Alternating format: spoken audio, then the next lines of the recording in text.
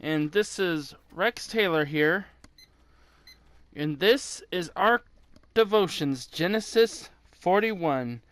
Now, where we last left off, hold on, I'm trying to see who it was that. Sorry, it's been so long. Okay, and oh, yeah, the cupbearer got his job back as part of Pharaoh's cupbearer, but the Pharaoh's baker was hanged.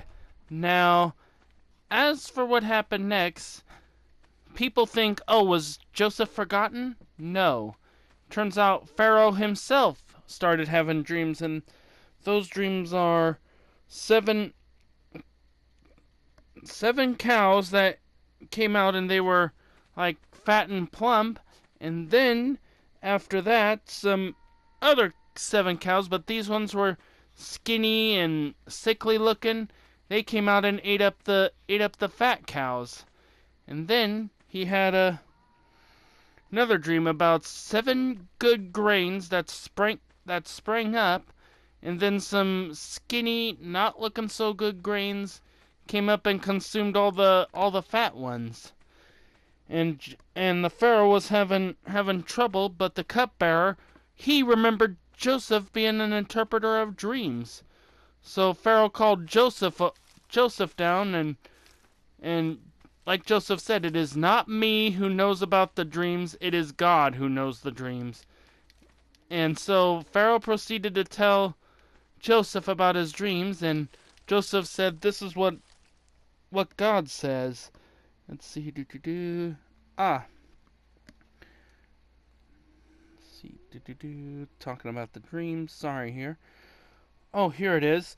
The 7 good cows and the 7 good looking grains are gonna be 7 let's see, yeah, are 7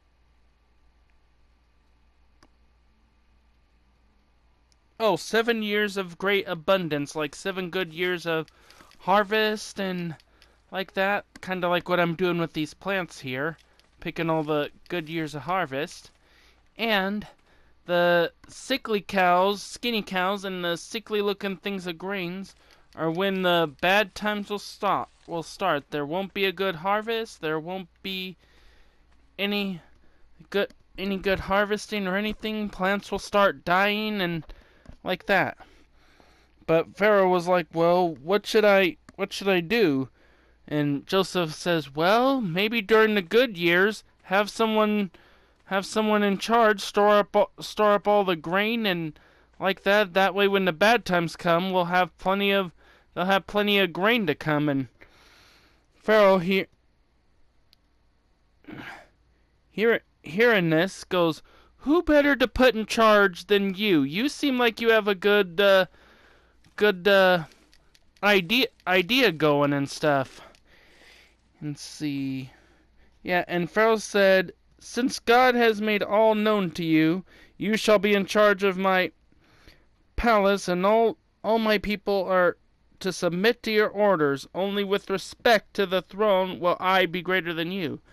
So Pharaoh put Joseph in charge of Egypt. Basically, Joseph was like the governor of Egypt and like that.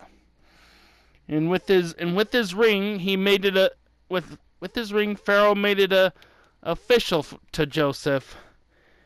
And Joseph was only like 30 years old when this happened. And like he said he would do, Joseph collected good grain and stuff like that and made it very abundantly. And then shortly after the 7 years came, the abundance ended and the famine began. And that was when in the next chapter we'll find out what happened to Joseph's brothers. Blech. Sorry, my mouth doesn't want to talk. Now, let us discuss this. So, now, let me just say the reason a lot of you are like, what? So, why was Joseph put in Egypt? Well, it's to demonstrate God's power. Like how he knew that there would be 7 years full of abundance and life, and then after those 7 years there would come 7 years of famine and like that, where there's hardly any plants, like around somewhere around here. Like, see, I know there's some plants, but around like right here there's hardly any. So Joseph had the idea to store some up for when the 7 years of abundance come. Bleh. Bleh. Sorry, my tongue don't want to talk today. But